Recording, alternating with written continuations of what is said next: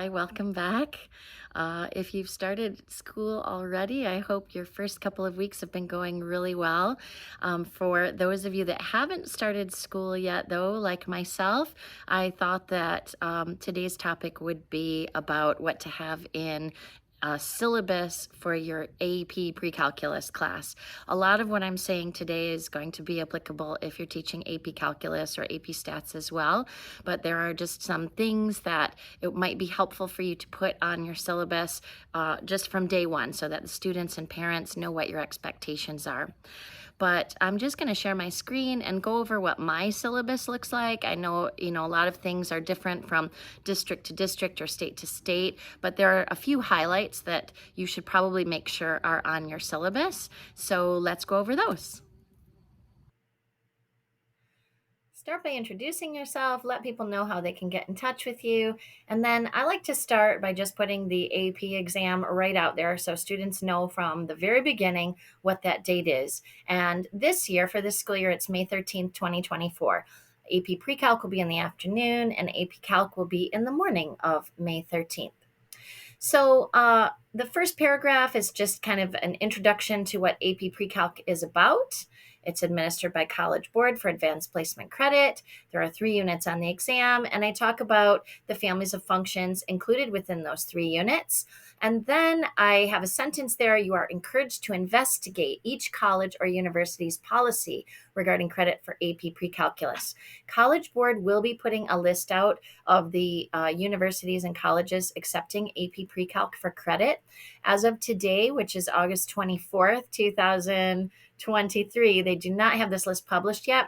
So I think that the onus should be on the students to whatever school they're interested in. They need to check out if there's credit for AP Pre-Calculus, what course that is called at their university, and what score they need to attain in order to get that credit.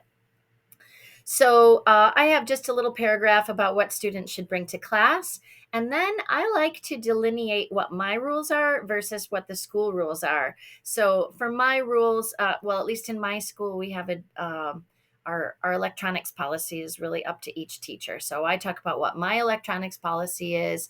I encourage students to do work in pencil. And then under school rules, I talk about what my tardy policy is. And then the last bullet under school rules, all rules outlined in the student handbook will be enforced. So if there's, something that I haven't specifically stated in my syllabus, as long as it's in the handbook, I am enforcing that school policy. If you're using a textbook, make sure you mention that and whatever your textbook policy is, how often it's used, etc. And as math teachers, it's an important thing that we talk about calculators. So on the AP pre-calculus exam, students are required to use a graphing calculator. So of course, they also are within class. Now, depending on your school's policy, my school encourages students to purchase their own calculator, but if they are not able to do that, we do provide a graphing calculator. So I'm encouraging the students to purchase either a NumWorks or a TI-84 graphing calculator. The calculators that the school provides are the TI-84s. However, if a student chooses some other brand, I have a sentence here saying that the student is responsible for learning their calculator's functions. Now, I'm not saying that I wouldn't Google how to graph a piecewise function on an HP calculator. Of course, I'll be helpful, but the student needs to know how to use their own calculator, especially for assessments, including the AP Pre-Calculus assessment. I also put a sentence on there that says, I reserve the right to check or clear your calculator's memory on quiz or test days. Now, on the AP exam, students are not required to clear their memory, not for AP Pre-Calculus or calculus.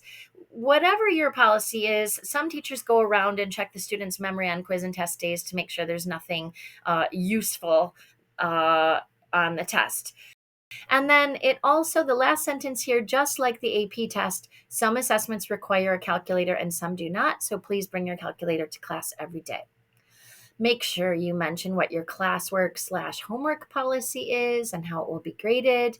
And then, mention how you administer assessments in your class. So for me, I give students quizzes mid-unit on analytical skills. So those are just quizzes for me, and then my unit assessments are more AP style questioning.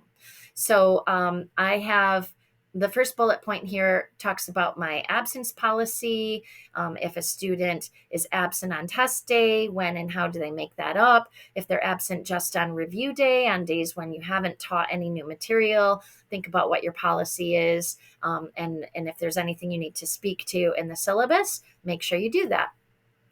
I also, on the second bullet point, let the students know that most of the unit assessments will be split into 2 separate days. Now, I have 50-minute class periods 5 days a week. If you're in block scheduling, you'll only need to, one block will be plenty of time to administer a test. But if, like me, you have the more traditional schedule, then I let the students know that one day may be multiple choice and the next day free response, or there may be a calculator day and a no calculator day. But I let the students know that our unit assessments will be over 2 class periods. And I also say that assessments and quizzes will be cumulative. I'm going to highlight that because since the AP exam is cumulative, I think it's fair that you prepare students for that cumulative nature by just letting them know that on their quizzes and tests, they may see things that they learned in earlier units incorporated into the assessment. As far as timing goes, on the third bullet point here, I let students know that since the AP PreCalc exam is a timed test, so will their classroom assessments. I have designed the quizzes and tests to be finished within that class period, so no extra time will be given to students unless they have accommodations with a 504 or an IEP. And then if you have a curving policy, you think about stating that. And so that's pretty much it, what I have, or all that I have here for quizzes and tests. If you have a retake policy, then make sure you spell out on your syllabus what that is. Now, some of you are doing standards-based grading, so this won't apply to you. As far as test retakes go, for me, I require that students complete the multiple choice progress checks for that unit in order to be eligible for their test retake. So if you do have a retake policy, make sure you spell out what that is in your syllabus.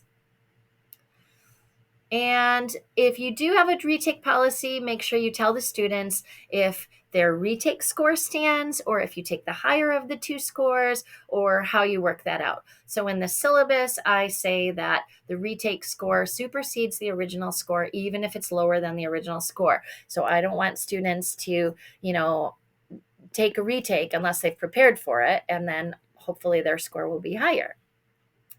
I also encourage students to purchase their own supplemental preparation book. Barron's and Princeton Review and other publishers put out prep books for the AP Pre-Calculus exam. I do have a small library of these books in my classroom that students can check out, but I also encourage them to purchase their own so that they have a whole group of different type questions to practice with to help them be prepared for my unit assessments as well as for the AP Pre-Calculus exam. And then at the end of the year, after the AP Pre-Calc exam, I'll ask them to donate their books to the classroom so that future years students can use those books to help them prepare for the AP Pre-Calc exam. Make sure you put your AP classroom code there for students, and whatever you're using I use Google Classroom. Some teachers use Moodle, Canva, whatever. Make sure you put your codes there so students can join those classrooms. And then I also have another disclaimer here that I will try to post every day, but if I don't post, say, a homework assignment, it doesn't mean it's not due the next day. Or if I don't put the answer key to a review, it doesn't mean they're not going to have the test the next day. So think about doing a little disclaimer for that as well. I have my grading scale posted, what the marking period grades are made up of, and if you're interested for more information on this, my episode 2 video is about weighted categories with marking period grades. Got how our semester grades are computed. And then I have the student and their parent or guardian just sign that they read and understood the classroom policies, and I have them upload that as their first homework/classroom assignment. And that's about it. Well, I hope I've given you some good ideas about important things to put in your syllabus. If you have any feedback for me, please send me an email at mshemmysapprecalc@gmail.com. Good luck with the start of your school year, and we'll talk again soon.